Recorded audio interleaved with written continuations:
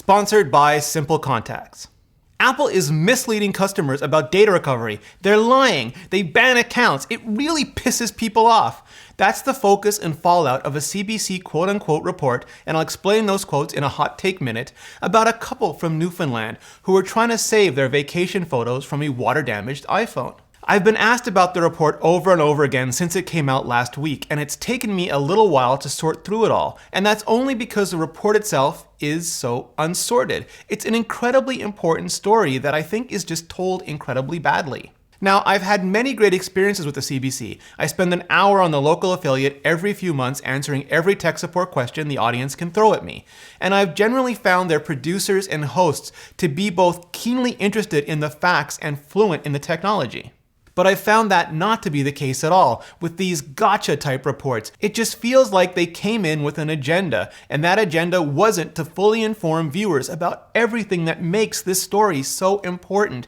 And to me, that's a real squandered opportunity. So I want to take that opportunity and use it to really inform everyone about everything that's going on here. Now, before you start preemptively rage-typing fanboy or apologist or any other lazy, dismissive, feels-over facts invectives into the comments, this isn't what you think. Take a breath, unclench, watch, and then rage-type. But first, hit subscribe and that little bell dingus so you don't miss any of the other Reacts videos I have going up this week. Cool?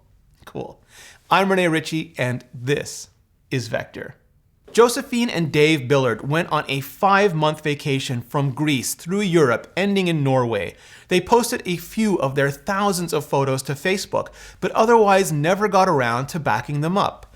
Then, while going for a canoe ride in a nearby pond, tragedy struck. The iPhone ended up in the water. This, right at the beginning, is where alarm bells started ringing. Obvious questions are either not asked or the answers are simply not provided. Did the Billards have iCloud Photo Library turned on, or iCloud Backup, either of the services Apple provides so that people never have to worry about getting around to backing up? Did they ever sync with iTunes, either regularly, selectively, occasionally, even once? Something else that would have generated a backup of those photos? We can assume not, but good reporting isn't about leaving the viewer to make those kinds of assumptions. It's about providing facts and proffering a complete story. Now, I'm not saying Apple deserves extra credit for providing those features, or that it's a greater tragedy if they weren't known about or used or somehow weren't available. Maybe people need to be better educated about them, including by this very report. Cautionary tales are, after all, meant to be cautionary, and the CBC has considerable reach that they can use to inform and empower their audience. As it is, it's a huge opportunity lost, and it certainly wasn't for lack of airtime. Not when so many long seconds are spent drawing out the retelling of how exactly that canoe flipped over. After retrieving their iPhone and understandably desperate to recover their photos, the Billards contacted Apple, and we're told Apple wouldn't help. Again, we're not told what exactly Apple said, only that they seemed more interested in selling them a new phone than helping them recover their data. We're also not told what contacting Apple actually meant in this context. There aren't any Apple stores in Newfoundland, so did they call AppleCare, go online at apple.com, something else entirely? Now, I'm not for one moment going to defend Apple for not having an amazingly good response to a customer who needs data recovery. More on that in another hot take minute. But context and details are important here, which is why a good reporter dots those I's and crosses those T's and tells us exactly what happened so we know exactly who to hold accountable.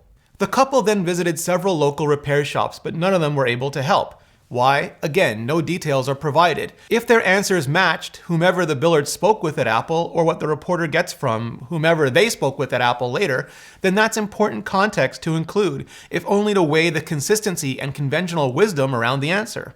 Finally, one of the local shops suggested iPad Rehab, a legendary repair shop just outside of Rochester, New York. Now, like a lot of you, I'm old school. When I worked briefly in IT, and always with my own systems, whenever I had a laptop or drive go bad, I never even thought about turning to the vendor. I went to Alta Vista, said old school, and later Google. Even a few years ago, when an external drive with a bunch of video interviews was damaged, I Googled and tried a couple of pieces of recovery software and weighed the costs of a dedicated recovery service. I think nerds have just always taken responsibility for their own nerdy data backup and recovery. But Apple hasn't been about the nerds for years, since at least the age of iPhone. Apple has been about the mainstream, and shiny sealed objects that they'll take care of for you so you don't even have to take care of them for yourself. So I think it's absolutely legitimate that, in case of emergency, people would go to and expect data recovery from Apple. And if Apple wants to take on complete control of the experience, they then also have to take on complete responsibility for handling everything that comes with it, quickly and easily. And again, I'll get back to that in the Hot Take Minute. The report shifts to Jessa Jones, who runs iPad Rehab. She's beyond amazing, and it's great to see her getting the attention she deserves, even if the report also shifts into more of a profile piece to do it. Jones, I want to say of course, but you can never take data recovery for granted, is able to retrieve the photos. We get to eavesdrop as she gives the Billards the good news over FaceTime, showing them their old logic board in a new housing, swiping through their photos, all of their photos. And as I'm watching that, for the first time, I actually do get just a little bit sensationalized. Because the goal of reports like this, as I said, are to educate, and data recovery is a subject that really needs a lot more context than what's being given. Luckily for the Billards, it's someone with the reputation and ethics of Jones. We're never told if there's anything of an intensely private medical, financial, personal nature on the phone. And no one watching is ever even informed that that's something that really needs to be considered before handing any device over for data recovery to anyone, including major companies like Apple, and including smaller repair shops. I said this in my backup video, link in the description, and it's why I advise people not to encrypt backup drives on their PCs. For many people, losing access to their data is far more likely and a far worse situation than having someone else steal it. These were vacation pictures, irreplaceable, yes, but imagine wedding pictures, baby pictures, pictures of loved ones who have passed away. Nothing is more valuable or important. But a phone isn't an external backup. A phone is increasingly our lives and livelihoods made digital. That kind of data should absolutely be encrypted and considered incredibly carefully before any access is granted to anyone, including, again, for data recovery. There could be privileged information on there, information that's covered by HIPAA or similar regulations, company security keys and access codes, never mind all sorts of deeply personal information, messages, and pictures. And there have been stories about people at the largest retailers and the smallest shops copying off exactly that kind of deeply personal information when devices are brought in for repair or recovery.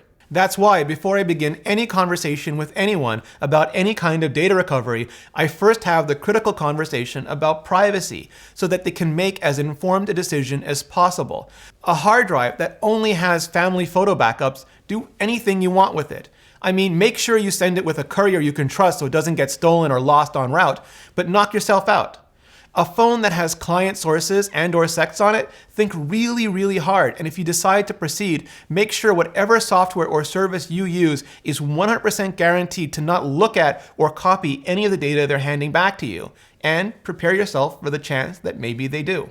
Now, maybe the Billards were given these kinds of warnings and caveats, but if they were, they're not included in the report. Which feels a lot like journalistic malpractice at this point. Because you just know Apple Genius recommended data recovery service copied customer nudie pics is a headline the same team would run without so much as a blink.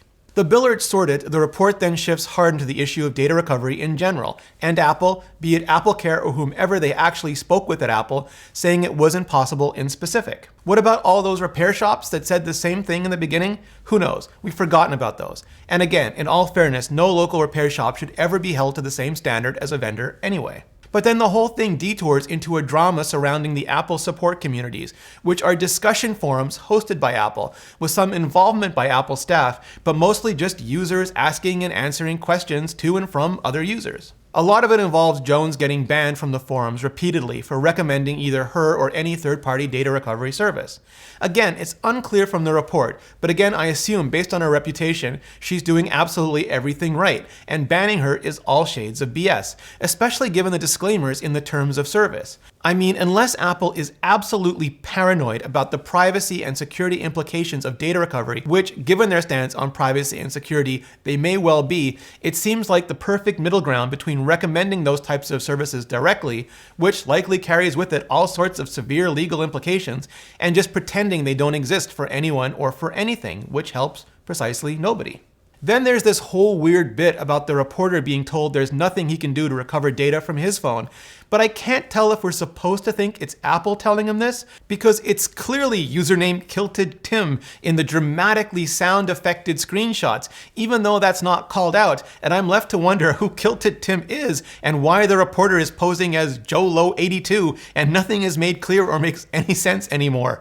And while it's by no means a solution, I just want to recommend to everyone that they check out the iMore, Mac Rumors, or r/Apple, where there may be some rules around advertorials, but there absolutely aren't any Apple corporate concerns, or Kilted Tim and JLo82.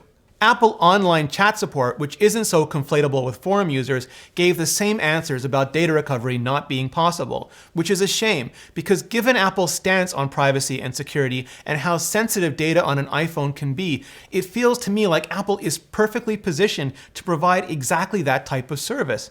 Data recovery you can 100% trust not to compromise the privacy of your data in any way.